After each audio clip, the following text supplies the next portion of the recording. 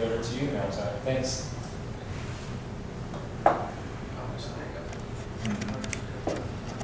Thank you very much, Red. And following on Brian's talk, we'll talk about smart ventilation, which, as he ended with Cosmos, is really where we're going to begin with this talk. What is smart ventilation? So as you talked about ASHRAE 62.2, the 2010, 2013, 2016 standards. How does smart ventilation fit in there, and why it's important? And to our way of thinking, it's essential. It's more important than energy.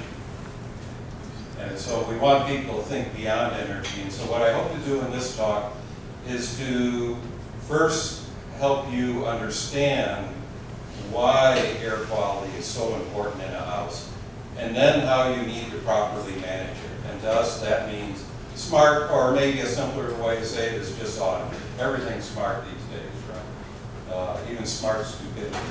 So I come from middle of nowhere, and I like being from nowhere. I'm from Urbana, Illinois. And there's my boss, Ben, who's also my son, and then Alex, who, when he was about 1, who knew he was going to turn into a brilliant engineer. But we're the co-owners of what we call Build Equinox, and I used to throw Alex in the playpen with our youngest, and you never know what these young people are going to turn into. But we built this thing we call SIR, Smart Ventilator. It's been on the market since 2013. And a year ago, we introduced the second generation of it. And we like to say that we had, because we had over-the-air upgrading before Tesla on cars. So it's all online, all wireless control, and distributed air quality ventilation for a home. Well, I want you to think beyond energy. I don't want you to think it's unimportant. I live in a zero-plus energy house that's just about 10 years old. I drive 2 Ford electric vehicles that are charged with the solar, excess solar from our house. And our business is in a 4,500 square foot Morton building. Who would think that could be a net zero building? But our served units are built in a 100% solar power facility. So I truly believe, and my whole career has been based on how do we live on our daily allowance of solar energy. And I think all of you had it right. How do we live on a piece of land without spoiling? So that's what drives us. So we're going to talk about smart ventilation, but then also smart air distribution, because it isn't enough to just simply dump some air inside your house and figure it's okay. You need to distribute it, and you need to do that purposely. And if you're simply letting it go somewhere in the house, it may go where you ain't, and where you are is quite polluted. Leaky house, sealed house, ventilated house, unventilated. And beyond energy, also thinking beyond ourselves. I can't tell you how many projects we worked on where somebody says, well, I don't need that because I don't live that way. Well, unless you're building a house that's only going to last 5 years, 10 years, 20 years, or however long we're living in our homes now, you need to think 100 years. Hopefully these homes are going to last in that level, and people aren't going to live the way you do. There's going to be other families, other home occupants that have other ways they'd like to live. And so you should think of a resilient home that's good for now, but also for the future. So smart ventilation, a few of the things that you might think about that might characterize it, that now, as Brian mentioned, you measure indoor pollutants, things like volatile organic compounds, carbon dioxide. And you need to actively manage those, automatically manage those, because you cannot smell bad air quality. The level at which you start thinking the air quality is not good, it really isn't good, but it wasn't good well before you can can smell it. Good air quality you can't smell. And so our noses, our sense of smell are just not good enough for telling us we're in a healthy environment. It needs to be energy efficient. When it's beneficial to exchange energy between indoors and outdoors, it should do that. But as a smart ventilator, some places like Denver, Colorado, man, they get 8 gorgeous months of time when it's nicer outside than it is inside. But even here in the Midwest, you know, we've got a good 3, 4, 5, 6 months where there's going to be some nice, cool nighttime air that you bring into your house and fill the house up. You can store fresh air in your house so you don't have to bring as much in during the day when air is more polluted, when it's hotter and more humid. And so being able to move around flexibly, bringing air in when you need it, not bringing it in when you don't need it or it's not so advantageous. In addition, let's do something with this data. Now we need to be very careful with my data, with your data, with everyone's data. But just as about anything like a baseball bat could be used as a weapon or something for fun, the same thing with our data. We have to be very careful with it.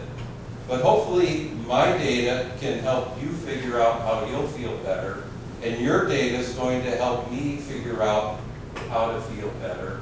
And collectively overall, we can use this to grow and really truly figure out what is a healthy environment for each of us individually and for us collectively.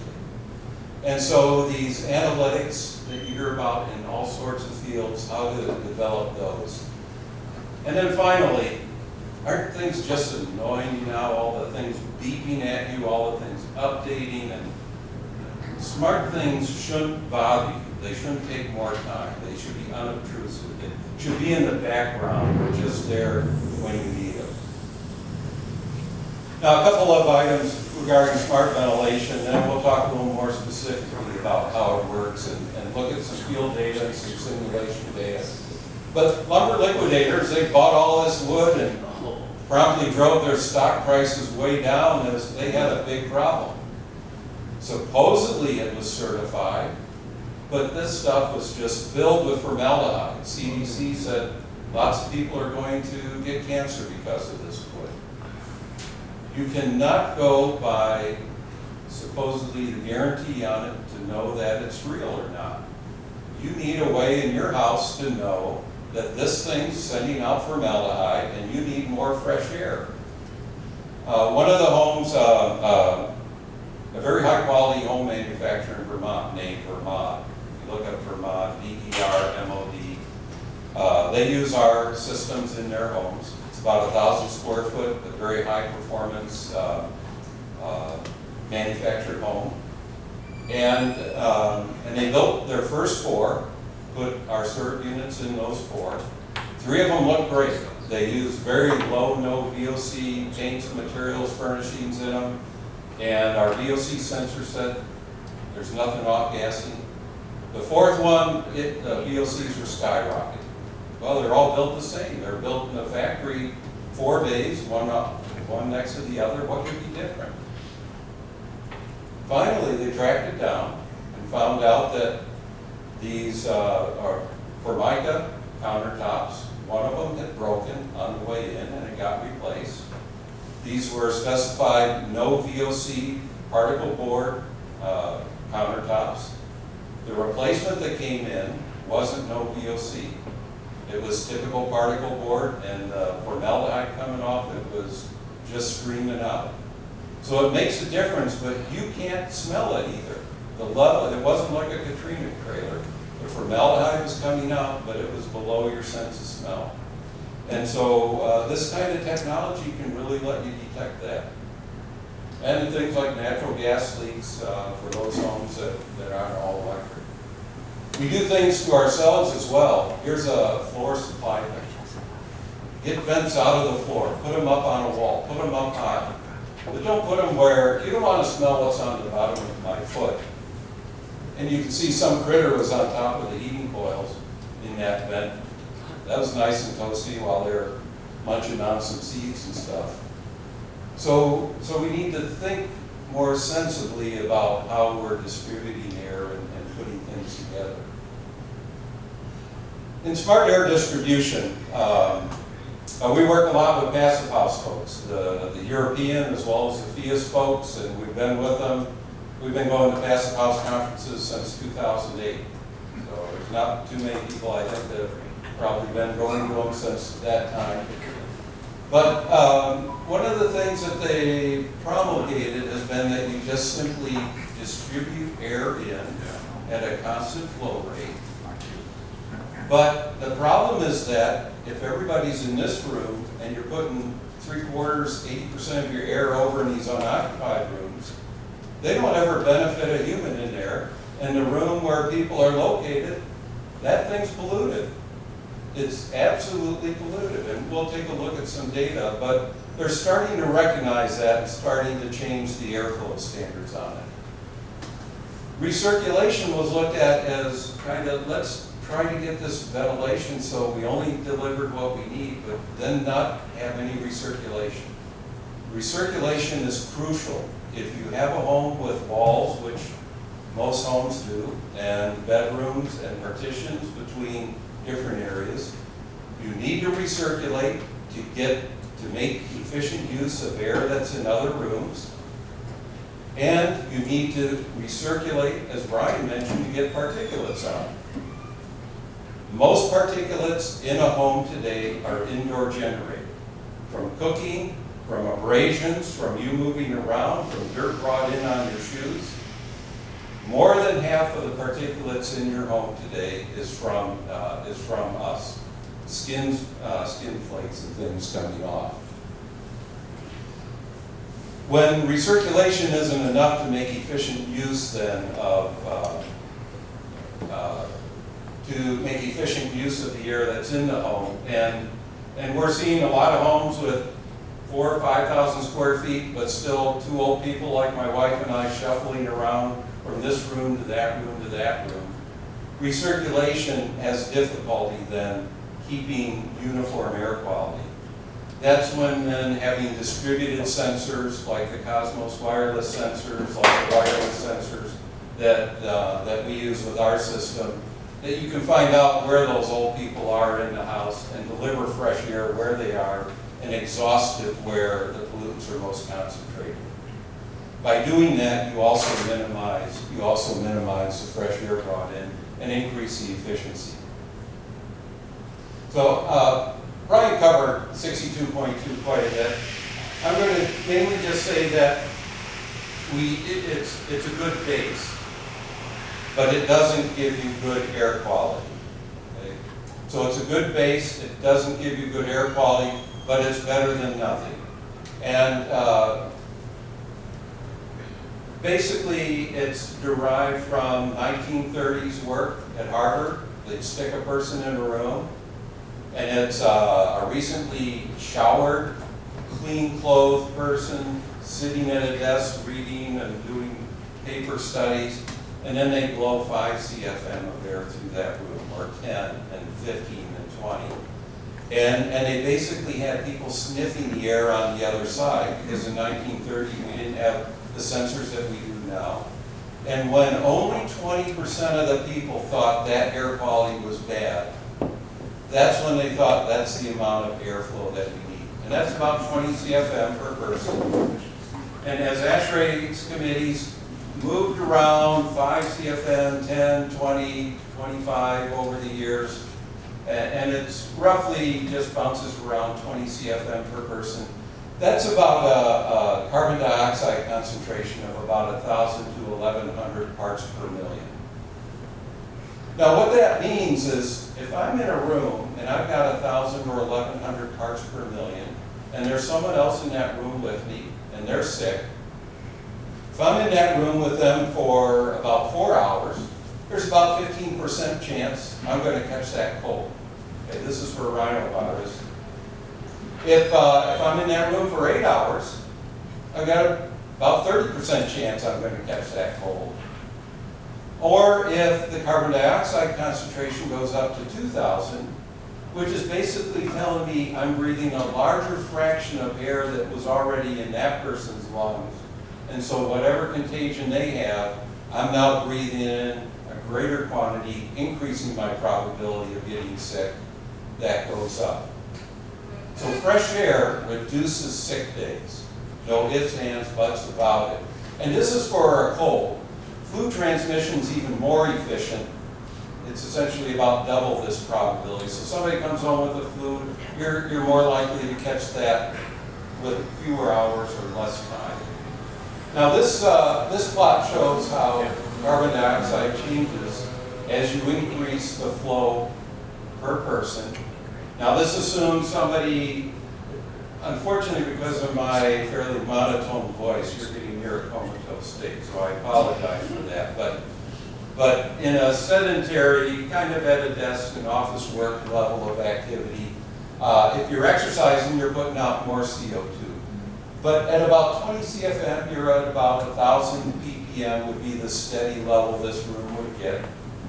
If you increase that to 40 CFM, and this is a study by Donald Milton, who was at Harvard at the time, but he's now at University of Maryland, but studies airborne transmission of diseases.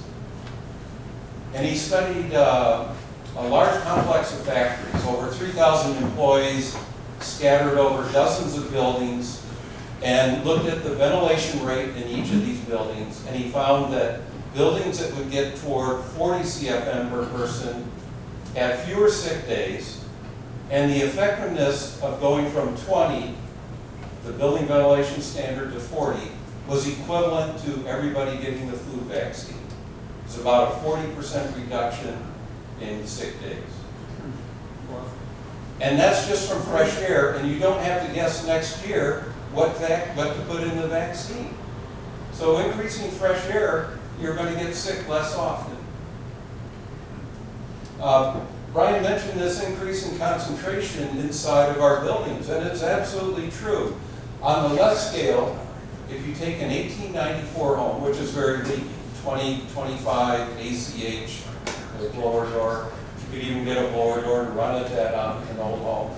If you take the ratio of the VOC concentration in that home, or in a home today, to a home in 1894, and the same with indoor generated particulates, and then we look at how that's changed over the years. You see around 1970, as we started increasing sealing on windows, increased insulation, better sealing of homes, still very far away from where we're building them now, as we're hitting 3, 1.6 ACH.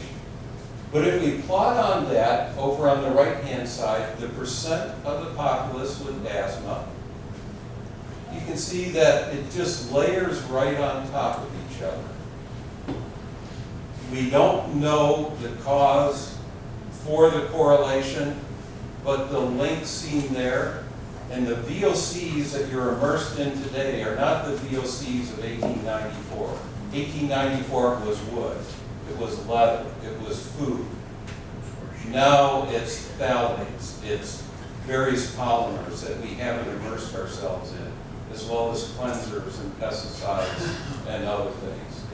But we see that this significant increase, and as Brian mentioned, we spend a lot of time indoors, 90% indoors, with the bulk of that in our homes. And particulates, again, the causation versus the correlation. Particulates strongly correlate with so many things that make us not feel good. They from mental depression and bouts of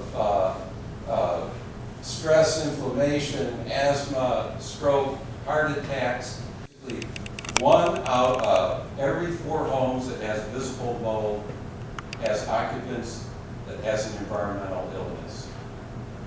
So just because you have mold doesn't mean you have it, but 25% chance someone in your home is being afflicted with visible mold. It doesn't mean the mold's causing it, but for sure it means typically the air quality is poor in that house and it may be other things that are factors in that as well. And so this is over 10,000 people that were contacted, that responded to the survey. And then for the future, you need to think bigger ducts for ventilation because you're going to need it. 4,000 kilowatt hours per person, or maybe about 8,000, 10,000 kilowatt hours of electric in a 100% electric home for the energy. And today we're at what, maybe 2 to 3 times that as far as our energy use per person. So we have a ways to get there, but definitely there's a lot of folks like you here driving us toward that. But that would cost us somewhere in the range of about $160 billion a year for our home energy needs. About half of that for ventilation and climatic, and about half of that for cooking, TVs, and the things we like to do. Now let's compare that with health. Flus and colds, $130 billion a year. I double the fresh air, I lower that by 40%. I've got to do that everywhere because somebody coming home sick, you know, it's got to be in our schools, it's got to be in our workplaces, but especially in our homes where we especially have poor air quality. As I mentioned, asthma affects about 10% of the populace now. It's just skyrocketed since the 60s and 70s. With enough fresh air, perhaps we can drive that $50–60 billion cost back down and save quite a bit of healthcare money and this work and this productivity. The big dog is cognition. You may have read recent studies out of Lawrence Berkeley National Lab, Danish Technical University, Harvard in collaboration with SUNY State University of New York and Syracuse University, but that at levels of carbon dioxide and volatile organic compounds we used to just think are just ordinary levels, 1,000 ppm, that we're okay at that. But now seeing on very detailed, but very well researched cognition tests that we do drop in cognitive productivity with very low levels of pollutants inside. Now, are we going to do something productive if we were brought in more fresh air, or are we just going to get a higher score on a video game? You know, there's other things that impact that as well. And if this is off by a factor of 10, we're still talking $150 billion a year. But there's big money in fresh air that will show up. Because I know I'll run over, I'm just going to say without any detail, the yellow region on this is where ash-rated ventilation would put you, and this is a collection of about 14 conventional homes, primarily natural gas cooking homes. And the lower scale is CO2 and the upper scale is VOCs. And you can see that these homes regularly, now these are non-actively ventilated homes, just conventional homes from 70s, 80s era construction. But they're regularly pretty far out in those pollutant levels of CO2 and VOCs. Going to a smart ventilated home, this is a collection of 10 homes. But this is true of dozens and dozens of homes that we've been monitoring. They're largely within the green. These 10 homes, this is a month's worth of daily data of CO2 and VOCs in January when the homes are tightly sealed.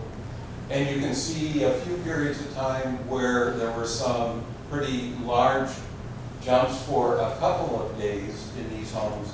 That was January 1st and January 8th, which happened to be weekend days of that January that this data is from. People were having guests home, having parties. There wasn't enough fresh air in the world to keep the homes ventilated on those days. But largely kept within this green zone what we would like to see as far as pollutant exposure within homes. I will just, what's that? Yeah, so as far as building standards, then they need to be improved. and smart ventilation, and ASHRAE 62.2 allows for smart ventilation now. And so here's a passive home, a certified passive home, up on the top. And CO2 and VOCs are plotted, and this is about a 3-week period that we were monitoring the data. It's 2 old people in about a 2,000 square foot home, and they were home for about a week and a half, and then they left. And then somebody every now and then would go into the house and check it, and then they came back. And basically you could see with constant ventilation, what we call one and done ventilation, no recirculation. And so when they're in this room, there's not enough ventilation, and that room's got too much ventilation. Where they lived, it was polluted. And when they're gone, there's too much ventilation. And in a smart ventilated home that senses either CO2 or VOCs, and you need to monitor both, because either can be dominant, that then ventilation kicks on anytime you hit the threshold. And in this house, which happens to be my house, but at 800, 900 ppm, the fresh air kicks in and it starts bringing in fresh air to maintain air quality. And so very little excursion above the threshold. This is just, this is a leaky house. It's a 5-minute simulation over a January month of real data. The gray shows wind speed. And so the infiltration through your house is a function of wind speed. It's windy out, yeah, you got a lot of airflow. So when over on the right side we're seeing 20 miles per hour, we're maybe seeing a few hundred CFM of air blow through the house. And when it's not so windy out, January tends to be a windy month, there's not enough fresh air in that leaky house. And so the orange shows us the CO2. This is for what would be a 2,700 square foot home with 5 occupants, 4 bedrooms. And so our 5 or 6 times out of this month with bad air, is that okay? I don't know. But for sure a leaky home will have bad air. Incidentally, that shows 2,226 kilowatt hours of energy for a high performance, like mini split air source heat pump to condition the energy loss related to ventilation for that home, or roughly about $200, $250 of that utility bill would have been for ventilation in that leaky home. We'll look at a comparison of a 90% efficient HRV with a smart ventilator. So the 90% efficient HRV home that we'll use as the basis of this. This has 120 CFM from the ASHRAE 62.2 code. And we'll look at a 3 ACH, a good code level sealed home, and then a 0.6 ACH, a passive house level home. And then use the same January for Urbana, Illinois. It really was a typical January, even though there's all those oscillations. The average temperature is about 20, 23 degrees Fahrenheit, which is our long-term average. So this home made with a 90% HRV, 3 ACH, relative to that 2,200 kilowatt hours of that leaky 10 ACH home, this home then has about 890 kilowatt hours of electric to make up for the infiltration load on the house and what the 90% HRV has as an additional load on the house for its ventilation. You can see that on average, the CO2 for that house is on average below 600 parts per million. But where the leaks are and where you live are 2 different things. A bedroom typically is a pretty well sealed room in a house. The mechanical room, the laundry room, the kitchen exhaust, where the leaks are coming in and where they're going out, it may not pass by a human being, but it still causes an energy load. But this house, compared to that leaky house, less than half of the energy, about 893.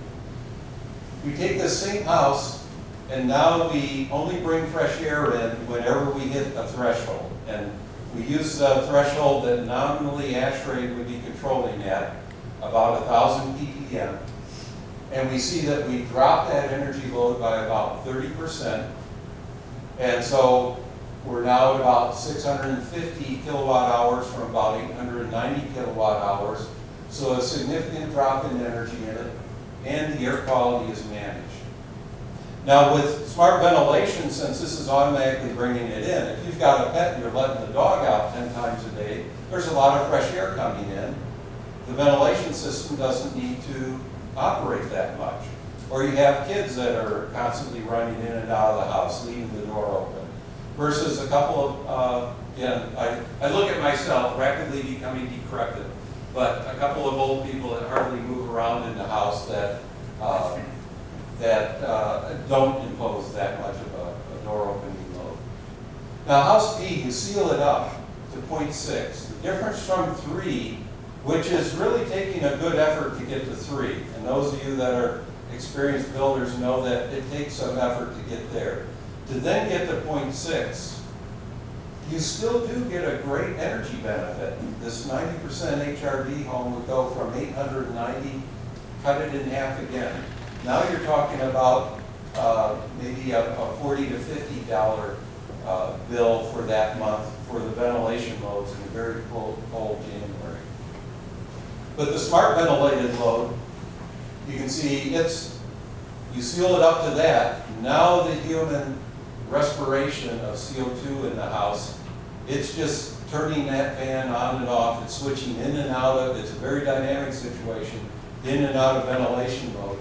You don't get to see a lot of the detail of the 5-minute simulation there, but it's turning on and off, going between the 1,000 and then at 900 the fan would shut off and then go back up to 1,000 down there. But it drops the energy from the 0.6 ACH with continuous flow ventilation by 40%, with a smaller energy amount. Finally, just some things related to distribution. Here's a real house, real data, 3 bedrooms, 1,800 square feet, 3 children in it. It's got radiant heating. Radiant heating's great. It does feel good, but it doesn't have any airflow movement in the winter because it's radiantly heated. So what happens when the kids go to bed? That gray line shows as soon as the kids go, the 2 young kids, a 3-year-old and a 5-year-old, go to bed, that CO2 goes zipping up in their bedroom. Around 9 o'clock or so, once they pipe down and finally fall asleep, the parents open the door, and that's when that gray line then starts to lean over as it can communicate with the adjacent areas of the house. You can also see though, now this is about a 5 to 6 ACH home. For 1950s home, not so bad. Pretty well sealed. That the family room, the living room, these are regularly well above about 1,000 ppm of air.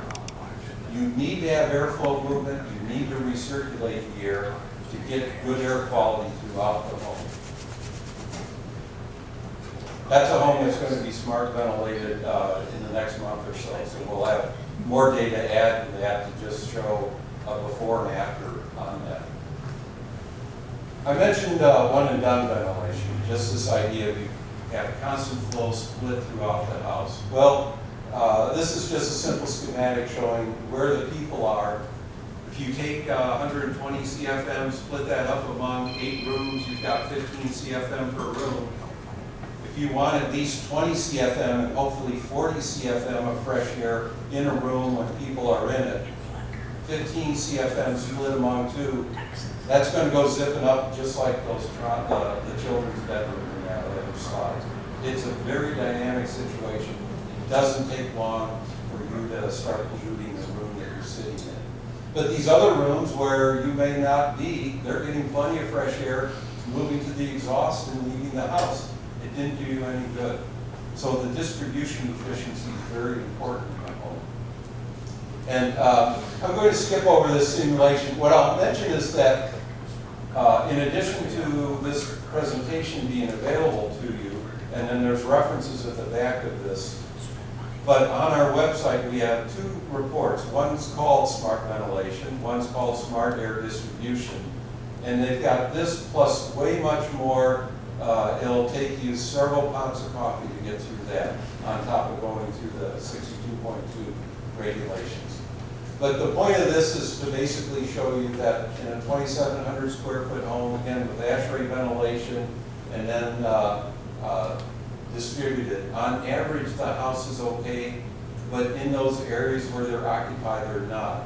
And that red line shows you if somebody's sick and in a bedroom, that bedroom's going to be up around 2,000 parts per million, and all of that CO2 is from somebody that's sick. You walk in that room, you're going to get sick. That's why distribution and managed distribution to keep air quality good in every room is so important. I'll just mention a 1 to 2 hour time constant. Basically, if you take the volume of a house divided by the airflow that's recirculating, and if that's less than 2 hours, we find that that keeps a home pretty uniform in pollutants, where you don't need to go that next step to distributed zoning and sensing. And this is real data from a home that operates with that type of system. Again, it's my home, which incidentally on our website you can go to and click on Take Control, which gives you live data to our controller for our house. It doesn't let you enact changes on the controller, but you can change all the controls and see how they operate. And you can see over 4 years worth of data since we put this data online, so you see all the archive data as well as the analytics that look at what these readings mean for your health. When a house volume gets larger than where you can reasonably recirculate in, say, less than 2 hours or less than an hour and a half, then you might think about, and we have an array of, these are ambient powered sensors. We use a wireless protocol that, in the case of this CO2 sensor on the left, it uses a photovoltaic cell to keep itself charged, so no batteries are plugged in. The switch, which you walk in the bathroom, you hit that, it chirps a message saying on this switch, that means go to fan speed 80% and do that for 30 minutes, 40 minutes, or whatever, as well as circuit sensors. So if somebody's cooking and they turn on the exhaust hood, this can automatically tell our system, hey, go into ventilation, somebody's at the range hood. So these sensors can be deployed throughout a house, and they can be layered on top of each other. So whether it's an occupancy sensor that you switch on a light circuit and a circuit sensor detects that, or you actively hit a switch or have a direct sensor, they can be layered on for either opening or closing various zone dampers. And the more you can treat pollutants at their source, the better, the less fresh air you have to bring in. And as far as managing those, for example, in this simple example, we never fully close dampers because we always want some air moving throughout the house. But just closing dampers by 45 degrees reduces them to 20% of the ventilation of a fully open damper. So I'm going to, this is just another example, I'm going to stop at this point and just tell you where our future is going. So a term or a concept that we've been working on we call pre-ventilation. Pre-ventilation or pre-ventilation. But the idea is that we don't want you to think of us as a ventilator. We want you to think of us as something contributing to our health and well-being. And our goal is that if we can help you avoid whatever bout that's not going to make you feel so good, whether a sinus attack, a migraine, an asthma attack, a bout of depression, if we can figure out from our data, pollutant data, outdoor environmental data, but in these days of big data and AI, artificial intelligence, what artificial intelligence really means is a correlation of information that is difficult for us as humans to see directly, but may be hidden in the data in some manner. So, for example, how many hours you might be watching the TV or looking at your cell phone, and how much time you spend outside, and how much time you're active, or how much you spent with this annoying person, or the food you ate, or the putting yourself up for a migraine, or this weather front's coming in, do this, that, and the other thing, and maybe you can avoid a sinus attack. That's where we're going, and that's where we really feel the power of this smart ventilation will go. So, thank you very much, and I guess we'll have questions afterwards. Is that right? Yeah. Thank you.